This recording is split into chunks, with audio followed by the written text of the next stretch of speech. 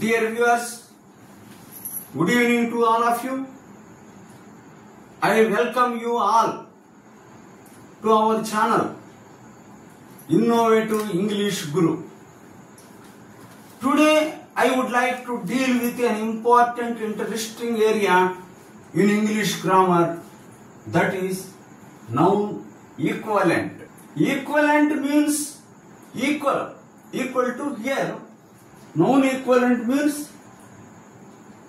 equal to noun. Its definition goes like this. It refers to any word or group of words that functions like a noun in a sentence, though not a regular or plain noun.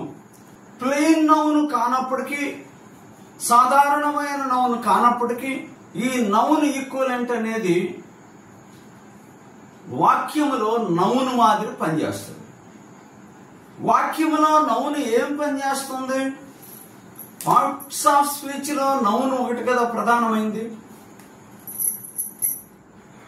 అది చేసేది వాక్య నిర్మాణములో సబ్జెక్టుగా గాని ఆబ్జెక్టుగా గాని ఉంటుంది. చాలా functions ఉన్నాయి నౌన్కి. Functions of a noun అని ఒక వీడియో చేశాను, 5 ఫంక్షన్ చెప్పాను. ఆ వీడియోలో ఖచ్చితంగా పోయి చూడండి. ఇటువంటి కొంచెం కాంప్లికేటెడ్ కాన్సెప్ట్స్ బాగా అర్థం కావాలంటే అటువంటి చిన్న చిన్న కాన్సెప్ట్స్ బాగా తెలుసుకోవాలి. అందుకే అక్కడి నుంచి వస్తా ఉన్నాను. వాక్యములో సబ్జెక్టుగా గాని ఆబ్జెక్టుగా గాని నౌను వాడబడుతుంది. అదే విధంగా ఈ నౌన్ ఈక్వలెంట్ అనేది కూడా సబ్జెక్ట్ గా గాని ఆబ్జెక్ట్ గా గాని వాడబడుతుంది. ఈ నౌన్ ఈక్వలెంట్ అనేది ఒక ప్రొనౌన్ కావచ్చు, an adjective కావచ్చు, an adverb కావచ్చు, ఏ వెర్బ్ నౌన్ కావచ్చు, ఏ ఫ్రేజ్ కావచ్చు, ఏ నౌన్ క్లాజ్ కావచ్చు. ఇలా చాలా చాలా ఉన్నాయి. ఇంకా 2-3 ఉన్నాయి చిన్న చిన్నవి. ఈ మీన్ అన్నమాట బాగా తెలుసుకోవాలి. ప్రొనౌన్ అంటే మీకు తెలుసు, నౌన్కు బదులుగా వాడతాం. ప్రో అంటే ఏంది? బదులు, ఇన్స్టెడ్ ఆఫ్ అని. ఫర్ అని అంటాం. For a noun, instead of a noun. నౌన్కు బదులుగా వాడతాం. A word used instead of a noun అన్నాడు. చూడండి, it is Rama, it is Lakshman అనబోయి దాని బదులు ఇట్ ఈజ్ హీ అనొచ్చు. ఇట్ ఈజ్ సీత బదులు ఇట్ ఈజ్ షీ అలా అంటారు అన్నమాట. It is students, it is they. ఇలా ఒక నౌన్ బదులు ప్రొనౌన్ వాడబడింది. నౌనే వాడాలని లేదు, ప్రొనౌన్ కూడా వాడుకోవచ్చు వాక్యంలో.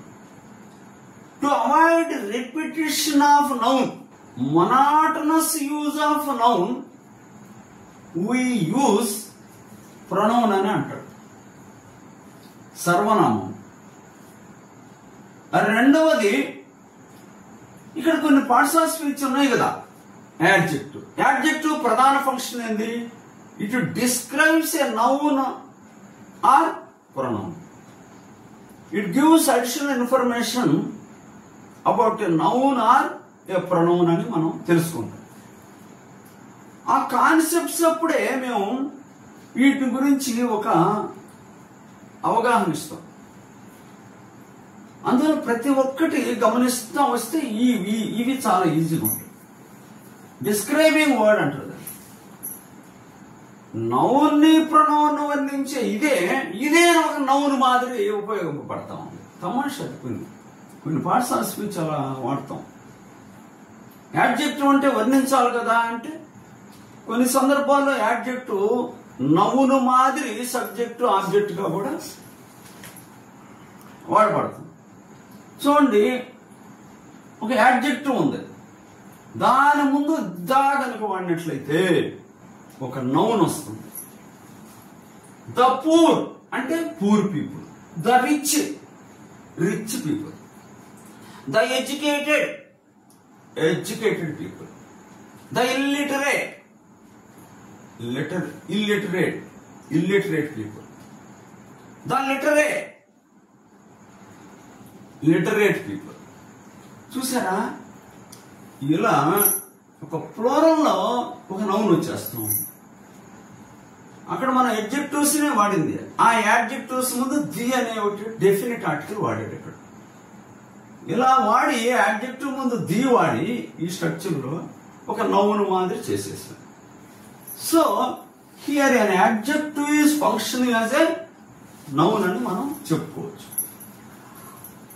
అయితే భాషా కోవిదులు, పెద్ద పెద్ద రచయితలు కొన్ని సందర్భాల్లో దీన్ని తీసేశారు. జస్ట్ యాడ్జెక్టివ్ వాడి దాన్నే నౌను మాదిరి వాడేసేసారు. చూడండి, things are becoming from bad to worse, things are getting from good to better. ఇలా ప్రిపోజిషన్ తర్వాత ఏముండాలా? ఒక నౌన్ ఉండాలా. రూల్ అది ప్రధానంగా గుర్తుపెట్టుకోండి. మేము పదే పదే చెప్తున్నామంటే అవి మీకు బాగా నాటుకోవాలి. ప్రిపోజిషన్ తర్వాత నౌను ప్రొనౌనే ఉంటది, వేరే ఏముండవు. కానీ కొన్ని సందర్భాల్లో యూసేజ్ లో ఒక యాడ్జెక్టివ్ ని నౌన్ మాదిరి వాడేశాడు. ఇక్కడ ఫ్రమ్ బ్యాడ్ అన్నాడు. అట్లే టు అనే ప్రిపోజిషన్ తర్వాత వాజ్ అనే ఒక యాడ్జెక్టివ్ వాడేశాడు. కంపారిటివ్ డిగ్రీ ఏదైతే యాడ్జెక్టివ్ కదా.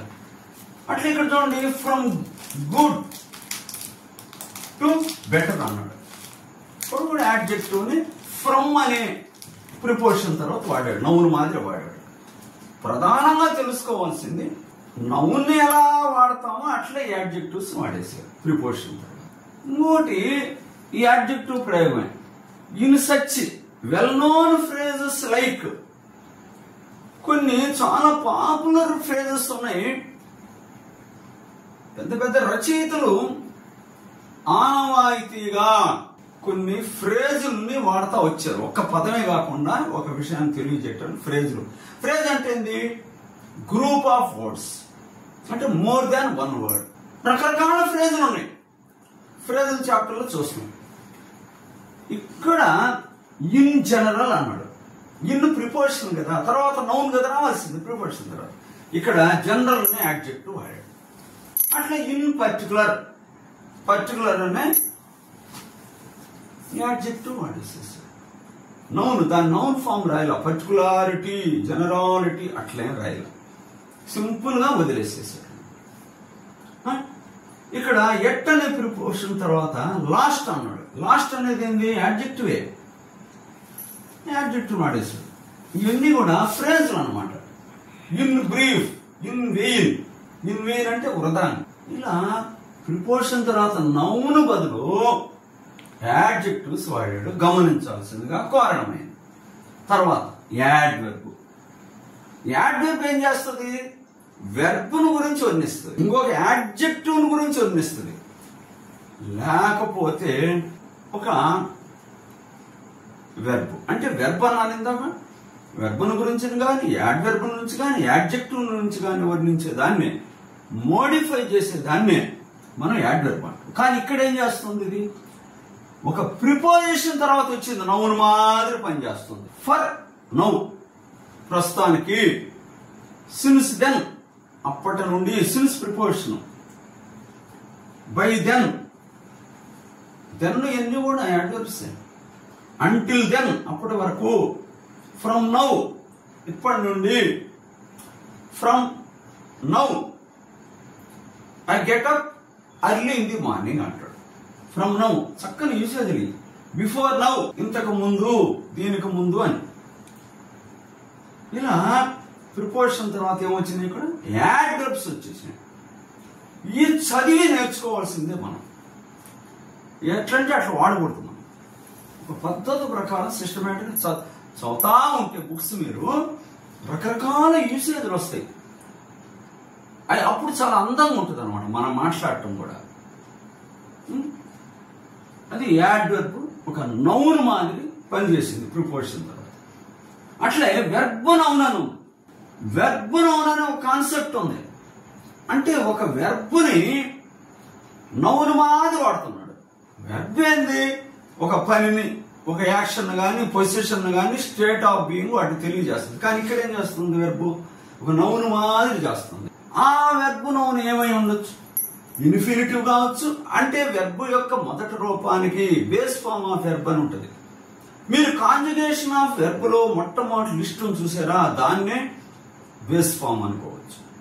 దాని ముందు టు కనుక వాడినట్లయితే టు ఇన్ఫినిటివ్ అవుతుంది. సింపుల్ ఇన్ఫినిటివ్ అని కూడా అంటారు. టు వాడలేదనుకో plain infinitive, bare infinitive verb chapter లో చూస్తాం. టు ఎర్, ఎర్ అనేది వెర్బ్ అనమాట. ఇక్కడ ఎర్ర అంటే నౌను, ఇక్కడ ఎర్ అంటే to commit a mistake. To err is human, తప్పు చేయటం మానవ సహజం. ఈజ్ అనే వెర్బ్కి టు ఎర్ అనేటువంటి వెర్బ్ రూపం ఇన్ఫినిటివ్ వచ్చి టు ఇన్ఫినిటివ్ సబ్జెక్ట్ గా పనిచేస్తుంది, అంటే నౌనుగా పనిచేస్తుంది. అట్లే smoking is injurious to health అన్నాడు. V1 కి ఇంగు రూపం చేరిస్తే వచ్చేదే జరండు. అది నౌను మాదిరి వాడబడితే దాన్ని జరండ్ అంటారు. చూడండి, smoke smoking, run running, walk walking. ఇలా V1 కి ఇంగు జారిస్తే వచ్చేదే జరండు. ఆ జరండు నౌను మాదిరి పనిచేయాలన్నమాట. అప్పుడు దాన్ని జరండ్ అని అంటాం మనం. అంటే ఆ ఇంగు రూపము జరండ్ మాదిరి చేయాలి. అంటే ఇంగు రూపము నౌను మాదిరి పని చేయాలి. అంటే సబ్జెక్ట్ గా కానీ ఆబ్జెక్ట్ గా కానీ ఉండాలి. ఇక్కడ సబ్జెక్ట్ గా ఉంది. I detest, I hate smoking అన్నాను, అది ఆబ్జెక్ట్ అయిపోయింది. అంటే ఒక నౌన్ మాదిరి ఇక్కడ సబ్జెక్ట్ ఉంది. ఇందాక నేను ఇచ్చిన ఎగ్జాంపుల్లో ఆబ్జెక్ట్.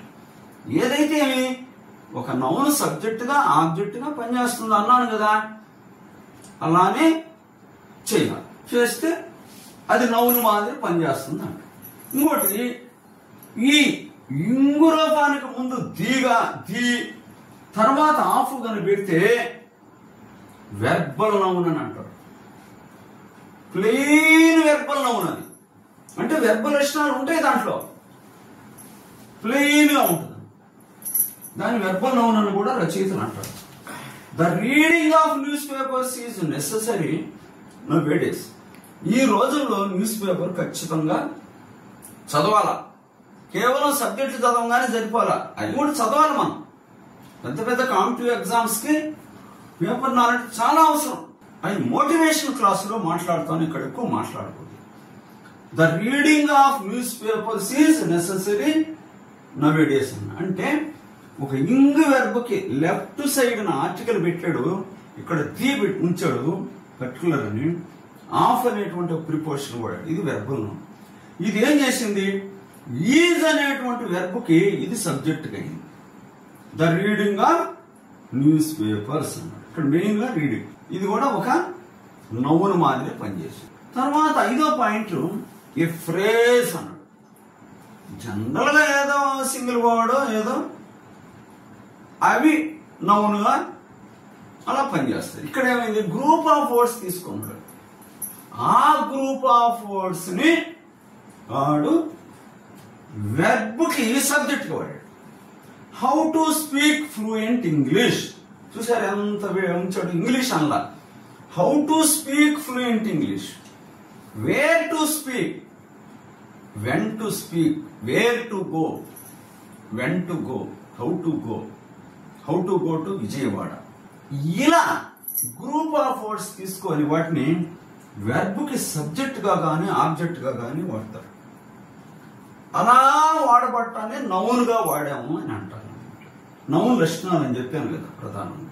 గ్రూప్ ఆఫ్ వర్డ్స్ ని వాడాడు. 6వది నౌన్ క్లాజ్ అన్న. అంటే ఒక క్లాజ్, అది కూడా గ్రూప్ ఆఫ్ వర్డ్సే. ఫ్రేజ్ కి దీనికి తేడా బై అన్నట్లు తేడా చెప్తున్నాను. ఫ్రేజ్ గ్రూప్ ఆఫ్ వర్డ్స్ లో ఫైనైట్ వెర్బ్ ఉండదు. క్లాజ్ గ్రూప్ ఆఫ్ వర్డ్స్ అయినప్పటికీ ఇందులో ఫైనైట్ వెర్బ్ ఉంటుంది. లేకుంటే దాన్ని ఫైనైట్ వెర్బ్ లేకుంటే ఫ్రేజ్ అని, ఫైనైట్ వెర్బ్ ఉంటే గ్రూప్ ఆఫ్ వర్డ్స్ లో దాని క్లాజ్ అని అంటాడు. ఇది తర్వాత మనం కాంప్లెక్స్ కాంపౌండ్ సెంటర్లో చూస్తాం. ఇది మీకు పరిచయం చేసేంతే జస్ట్. చూడండి, ఒక నౌన్ క్లాజ్ వెర్బ్కి లెఫ్ట్ సైడ్ నౌన్ వల్లే సబ్జెక్ట్ గా పనిచేస్తుంది. What is done cannot be undone అన్నాడు. కెనాట్ బి అండన్ అనేది ఇది ఒక వెర్బ్. దానికి లెఫ్ట్ సైడ్ ఏమి ఇచ్చాడు? వాట్ ఈజ్ డన్ అనే గ్రూప్ ఆఫ్ వర్డ్స్. ఈజ్ అనే ఫైనైట్ వెర్బ్ ఉంది, టెన్స్ ని తెలియజేస్తుంది. ప్రజెంట్ టెన్సా, పాస్ట్ టెన్సా, ఫ్యూచర్ టెన్సా, అలా మూడిట్లో ఏదో ఒక టెన్స్ ని తెలియజేస్తే అది ఫైనైట్ వెర్బ్ అంటారు. ఇక్కడ హౌ టు స్పీక్ అనేది టెన్స్ ని తెలియజేస్తుంది. ఇక్కడ మాత్రం టెన్స్ తెలియజేసింది, ఆ మూడిట్లో ఏదో. అందువల్ల దీన్ని ఫైనైట్ అన్నాను. What is done cannot be under. ఒక పని జరిగితే జరగకుండా దాన్ని చేయలేము మనం. ఈ సృష్టిలో కొన్ని ఉన్నాయి, అవి జరిగితే మళ్ళీ దాన్ని ఏం చేయలేము. నీళ్లు ప్రవహించది, మళ్ళీ వెనక్కి లాగలమా? అంతే, వెళ్ళిపోయింది. టైం అయిపోయింది, పాస్ అయిపోయింది, మళ్ళీ వస్తుంది ఆ టైం? రాదు. ఇట్లా సృష్టిలో కొన్ని ఉన్నాయన్నమాట. అట్లా ఒక పని చేసేసాడు, జరగకుండా చేయగలవా? చేయలేము, అంతే. ఇంగ్లీష్ నేర్చేసాడు, నేర్చుకోకుండా ఉండగలవా? మళ్ళీ లేదు. ఇట్లా ఒక వెర్బ్కి గ్రూప్ ఆఫ్ వర్డ్స్ గా ఉండి ఫైనైట్ వెర్బ్ కనుక కలిగి ఉంటే దాన్ని క్లాజ్ అంటారు. ఆ క్లాజ్ సబ్జెక్ట్ గా కానీ ఆబ్జెక్ట్ గా కానీ పని చేస్తే అది నౌను పనులు చేసింది అని అంటారు. ఇక్కడ సబ్జెక్ట్ చూశారు, ఆబ్జెక్ట్ చూడు. I don't know what you say. I don't know what you say. ఆ రోజుల్లో మేము మరో చరిత్ర సినిమా చూసినప్పుడు కమల్ హాసన్ సరితతో అంటాడు, ఇతను తమిళియన్, ఆమె తమిళియన్ కాదు. అందువల్ల ఏమంటున్నాడు? I don't know what you say. నువ్వేం చెప్తున్నావు నాకు అర్థం కావట్లేదు. I don't know what you say. నువ్వేం చెప్తున్నావు నాకు తెలియట్లేదు. చూడండి, ఐ డోంట్ నో ఏంది? I don't know. What object ఏంది ఇక్కడ? What you say. నువ్వేం చెప్తున్నావు అది నాకు అర్థం. ఇక్కడ ఆబ్జెక్ట్ గా వాడబడింది గ్రూప్ ఆఫ్ వర్డ్స్. ఈ విధంగా నౌన్ ఈక్వలెంట్ అనబడేటువంటి ఒక ప్రొనౌన్, ఒక adjective, adverb, verb noun, phrase, noun clause అనేవి ఇంకా కొన్ని ఉన్నాయి, 2-3. ఇవన్నీ కూడా నౌన్కి నౌన్ మాదిరే వాడబడతాయి, సబ్జెక్ట్ గా ఆబ్జెక్ట్ గా. వీటిని నౌన్ ఈక్వలెంట్ అంటారు. ఇలా మనం కనుక యూసేజ్ కనుక తెలుసుకుంటే వీటి గురించి మనం ఇంగ్లీష్ మాట్లాడేటప్పుడు ఫ్లూయెంట్ గా మాట్లాడగలము, కాన్ఫిడెంట్ గా మాట్లాడగలం. కేవలం నౌనే కావాలా సబ్జెక్ట్ గా, కేవలం నౌనే కావాలా ఆబ్జెక్ట్ గా, అట్లా భ్రమలో ఉండకూడదు. ఇటువంటి అన్ని కూడా నౌన్కు బదులుగా వాడుకోవచ్చు అన్నమాట. ప్లెయిన్ నౌన్కు బదులుగా వాడుకోవచ్చు. దీన్ని 1-4 సార్లు చదవండి. మీకు మొదట్లో ఒక ఇబ్బందిగా ఉంటుంది. మాకు 52 ఏళ్ల అనుభవం ఉంది ఈ ఫీల్డ్లో, కాబట్టి నేను ఎక్కడెక్కడే చెప్పుకుంటూ వెళ్ళిపోతాను. బాగా బుక్స్ కూడా చదవాలి. బుక్స్ చదివేటప్పుడు, పేపర్లు చదివేటప్పుడు ఇంగ్లీష్ అయ్యి మనం అబ్జర్వ్ చేయాలి. వాడు ఏం చేయాలి, అబ్జర్వేషన్తో ఉండాలి. మోటివేషన్ క్లాసులో కొన్ని విషయాలు నేను చెప్తాను. ప్రస్తుతం మాత్రం కాన్సెప్ట్స్ మీకు చెప్పాను. ఇంకోటి, ఇక్కడ పైన ప్రతి క్లాస్కి నేను ఒక లైన్ రాద్దాం అనుకుంటున్నా, దయచేసి గమనించండి. కొంతమంది సజెస్ట్ చేశారు, today's line understanding precedes remembrance అన్నాడు. నీకు ఏదైనా గుర్తుండాలంటే ముందు అది అర్థం కావాలి. ఇవన్నీ నీకు గుర్తుండాలంటే ముందు అది అర్థం కావాలని అంటున్నాడు. అది చాలా పాపులర్ కొటేషన్ అనమాట. అది అర్థం చేసుకోండి, అయ్యి ఆటోమేటిక్. అందుకే అర్థం లేని చదువు వ్యర్థం అంటారు. అర్థం చేసుకోండి, ఏదైనా 1-4 సార్లు చదవండి, ఆలోచనాత్మకంగా చదవండి, ఆటోమేటిక్గా మీ సబ్జెక్ట్ వచ్చేస్తుంది. Thank you very much for ever being.